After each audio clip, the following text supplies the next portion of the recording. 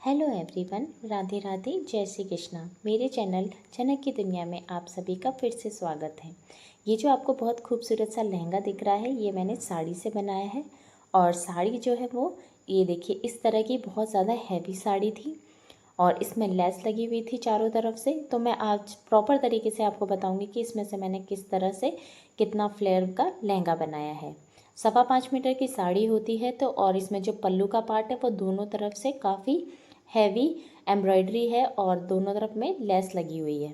अब ये जो नीचे का हिस्सा है साड़ी का वो एक्स्ट्रा है, और ये देखिए इस तरह पल्लू का हिस्सा है जिसमें यहाँ तक लेस लगी हुई है पूरे पल्लू में। तो हम जो है यहाँ से जो इसके ऊपर जो लेस लगी हुई है उसे हम निकाल देंगे। निकालने के बाद जो ऊपर की एम्ब्रॉयडरी है, क्योंकि वो कपड़े में है तो वो निकल नहीं सकती है, तो हम उसे लहंगे में ही मतलब लहंगे में इस तरह से सेट करेंगे कि वो लहंगे में ही रह जाए। एक्स्ट्रा जो नीचे का पार्ट था वो मैंने निकाल दिया है। अब सिर्फ जो एम्ब्रॉयडरी का पार्ट है वही बचा है, और नीचे नीचे तो पूरी साड़ी में ही एम्ब्रॉयडरी है। यहाँ पर हम लेंथ कर लेंगे। लेंथ हमारी 40 है, हम 37.5 पर कट करेंगे, निशान लगाएंगे। और यहाँ पर 1.5 इंच के ऊपर मैं बेल्ट रखूँगी, तो दोनों बैलेंस करके 1/2 इंच का हमारा मार्जिन हो जाएगा। तो इस तरह जो है ऊपर बेल्ट लगने के बाद टोटल 40 इंच जो है वो हमारी लंबाई आ जाएगी लहंगे की। ठीक है, तो ये मार्क करते हुए मैंने यहाँ से कट लगा दिया है। कट लगाने के बाद मैंने इसको इसी तरह डायरेक्टली फाड़ दिया है, क्योंकि इस तरह जो है वो बिल्कुल स्ट्रेट कटता है और थोड़ी कम मेहनत में ही बहुत अच्छे से हमारा जो है फैब्रिक बिल्कुल सीधा हो जाता है। अब ये जो कटिंग का जो पार्ट है उसको मैं जस्ट, क्योंकि आगे एम्ब्रॉयडरी आ गई है तो उसी तरह इसको मैं जस्ट इसके ऊपर रख दूँगी, ताकि मुझे ये अच्छे से पता चले कि मुझे कहाँ से काटना है। और इसमें काफ़ी सारे स्टोन्स लगे हुए थे, तो मैंने पहले स्टोन्स को निकाला ताकि काटना इजी हो जाए। तो आप भी ये ध्यान रखें कि स्टोन्स हमें हटाने हैं। उसके बाद जो साड़ी है उसे मैंने 8 फोल्ड में फोल्ड कर दिया है। तो यहाँ पर जो है मैं वो साड़ी के मुझे 16 कली काटनी है, तो ये फोल्ड करती गई 8 बार, तो इसको डबल करने के बाद ये 16 हो गया। इसका मिड पॉइंट निकाल लिया। मिड पॉइंट निकालने के बाद जो कली निकल रही है वो 40 से भाग करेंगे हम, मतलब कमर हमारी 40 है और कलियां जो है वो 16 रखनी है, तो दोनों का भाग करेंगे तो यहाँ आएगा 2.5। 2.5 इंच की एक कली आएगी, उस पर 1 इंच का मार्जिन, तो 3.5। 3.5 का हाफ करके हम दोनों साइड हाफ हाफ में कट लगा देंगे, तो यहाँ 3.5 की ऊपर से ब्रॉडनेस होगी कली की। और यहाँ दोनों साइड से हम इस तरह मार्क कर देंगे। मार्क करने के बाद अब हम नीचे की साइड में मार्क करेंगे। तो नीचे की साइड जो है वो मैंने 18 इंच पे निशान लगाया है। आप चाहें तो 17 पे लगाएं, आप चाहें तो 19 पे लगाएं, ये आपकी चॉइस है कि आप कली कितनी लंबी काटना चाहते हैं। क्योंकि ये हाफ कली वाला है तो इसीलिए मैंने इस यहाँ पर 18 इंच पर लिया है। ये देखिए 18 इंच पे लगाया है मैंने निशान। उसके बाद यहाँ से देखिए जो हमारी ऊपर की जो कली का निशान लगा रखा है वहाँ से हमने इस निशान तक मिला दिया है कली के शेप में, और दूसरी साइड भी इसी तरह मिला देंगे। मिलाने के बाद ये थोड़ा सा मैं इसको गाढ़ा कर देती हूँ ताकि आप लोगों को अच्छे से नज़र आए। अब निशान लगाने के बाद जो है वो इसकी कटिंग कर लेंगे। ये जो है वो इसमें डिज़ाइन थी तो ये काफ़ी मुश्किल हो रहा था इसे काटना, इसलिए मैंने थोड़ा थोड़ा फैब्रिक लेकर और इसकी कटिंग कर ली थी। और कटिंग करने के बाद ये देखिए हमारी कलियाँ कटकर बिल्कुल रेडी हैं। अब मैं इसको खोल के दिखाती हूँ। तो नीचे मैंने पिनअप कर रखा था ताकि ये बिल्कुल हिले नहीं और प्रॉपर कटे, इस वजह से। तो ये देखिए इसको खोल के मैं आपको प्रॉपर दिखाती हूँ। ये देखिए हमारी हाफ कलियाँ जो है वो पूरी कट कर रेडी हो चुकी हैं। अब मैं अस्तर काटूंगी, आपको बताऊंगी कि ये जो अस्तर है ये नॉर्मल कॉटन का फैब्रिक है जो अस्तर के लिए यूज़ किया जाता है। इसे 4 फोल्ड में मैंने फोल्ड कर लिया है। ये जो अस्तर है वो मेरा 4.5 मीटर है। अब इसको मैंने बीच में से इस तरह से फोल्ड कर लिया है। मुझे 8 कलियाँ चाहिए, बड़ी कलियाँ, तो मेरी 40 कमर है तो इसको मैंने भाग किया 8 से, तो यहाँ आया 5 इंच की जो है वो ऊपर की ब्रॉडनेस होगी मेरी एक कली की। तो यहाँ पर जो है वो मैंने 5 एक इस तरह मार्क लगाया, और नीचे की साइड जो है वो जस्ट अपोजिट इसके 5 इंच पर निशान लगाया है। अब इसको निशान ये लगाने से ये होता है जिस तरह हम पेटीकोट बनाते हैं सेम उसी तरह, क्योंकि अंदर की कलियां हैं तो हम इसको कैसे भी काट सकते हैं।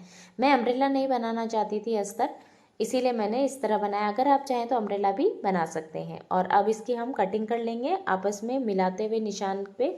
अब जो नीचे जो फोल्डिंग का पार्ट था उसको भी मैंने अच्छे से काट लिया है। अब बीच में से भी मैं इन कलियों को जो आपको बड़ी दिख रही है उनको काट के और मैंने इन सबको अटैच कर लिया।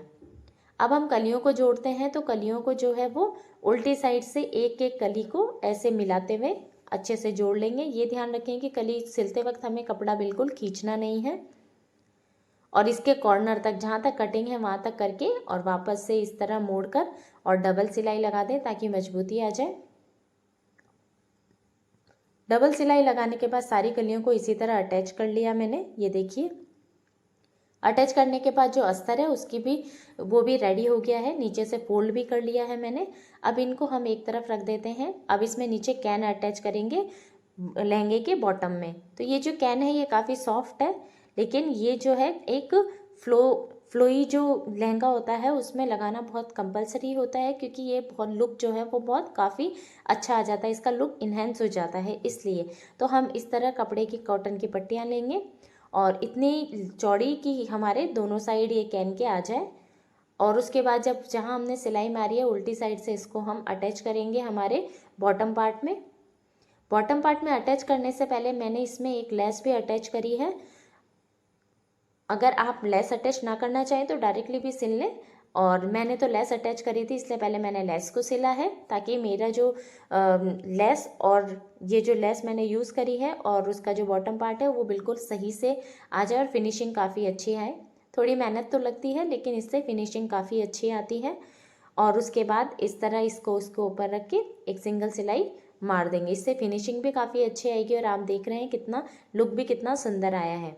अब ऊपर का पार्ट है उसको मैंने कच्चा कर लिया था कच्चे धागे से, ताकि जो है हमारे कहीं भी अगर हल्के फुल्के भी सिलवट आनी हो तो वो नहीं आए, वो फिनिशिंग के साथ हो जाए। अगर हम डायरेक्ट सिलें तो शायद इतनी फिनिशिंग नहीं आए, क्योंकि ये कपड़ा जो है वो बहुत सिल्की था इसीलिए। तो उसके बाद मैंने पक्की सिलाई मार के कच्ची सिलाई का जो धागा है वो हटा दिया है और ये फिनिशिंग के साथ हमारा जो है नीचे कैन भी अटैच हो गया है। अब हम इसमें इनविजिबल चेन लगाएंगे। तो यहाँ पर जो है मैं पहले चेन लगाने से पहले अस्तर को अटैच कर दूंगी इसके साथ ऊपर की साइड से। तो ऊपर की साइड से जो है वो अस्तर अटैच कर दिया मैंने। अटैच करने के बाद जो फिनिशिंग वो बहुत ज़्यादा अच्छी आती है। ये चेन है जो है ये मैं इनविजिबल चेन है, और अगर आप कहेंगे तो मैं वीडियो में इसके लिए अलग से वीडियो बना दूंगी। ये देखिए, ये चेन जो है वो काफ़ी फिनिशिंग से लगी है बिल्कुल, और ऊपर बिल्कुल भी नज़र नहीं आ रही है। अब हम जो है इसको आपस में अटैच करेंगे, इसके जो एजेस हैं उसको लहंगे को। तो इस तरह हम हल्का सा फोल्ड करेंगे चेन के पास से और यहाँ से ही सिलाई शुरू करेंगे जहाँ हमने चेन की स्टिचिंग ख़त्म करी थी, और बस थोड़ा सा सिलकर यहाँ पर हम क्लोज कर देंगे और यहाँ पर डबल सिलाई मार देंगे। डबल सिलाई मारने के बाद जो नीचे की सिलाई होगी वो, क्योंकि हमें सेपरेट सेपरेट मारनी है, हमें अस्तर में सेपरेट सिलाई लगेगी और ऊपर के जो मेन फैब्रिक है उसमें सिलाई अलग लगेगी। तो इसीलिए हमने देखो दोनों कपड़ों को आपस में अटैच नहीं सेपरेट कर लिया है, अलग अलग मैं सिलाई लगाऊंगी। तो सबसे पहले मेन फैब्रिक पे लगा रही हूँ मैं सिलाई, और यहाँ से जहाँ से हमने स्टिचिंग ख़त्म करी है वहीं से हम वापस से स्टार्ट करेंगे। स्टार्ट करने के बाद इसको बिना खींचे नॉर्मली जैसे अच्छे से इसका जो कॉर्नर है कॉर्नर से कॉर्नर मिला लेंगे और हम सिलाई लगा देंगे। और ये देखिए फिनिशिंग के साथ इसमें नीचे तक बिल्कुल हमने सिलाई मार ली है। सिलाई मारने के बाद आप डबल सिलाई मार लीजिए ताकि मजबूती अच्छे से आ जाए। और ये जो कॉर्नर है उसको केंची से काट दिया है। अब इसके जो एजेस हैं उसको हम इस तरफ फोल्ड कर देंगे और कच्ची सिलाई भी मार सकते हैं या प्रेस से इसको दबा सकते हैं ताकि फिनिशिंग और ज़्यादा अच्छी आ जाए। अब हम जो है इसको कॉटन का जो फैब्रिक है हमारा अस्तर वाला उसको निकालेंगे, उस कपड़े को हम आगे की साइड करके और यहाँ पर उसको भी स्टिच कर देंगे अच्छे से।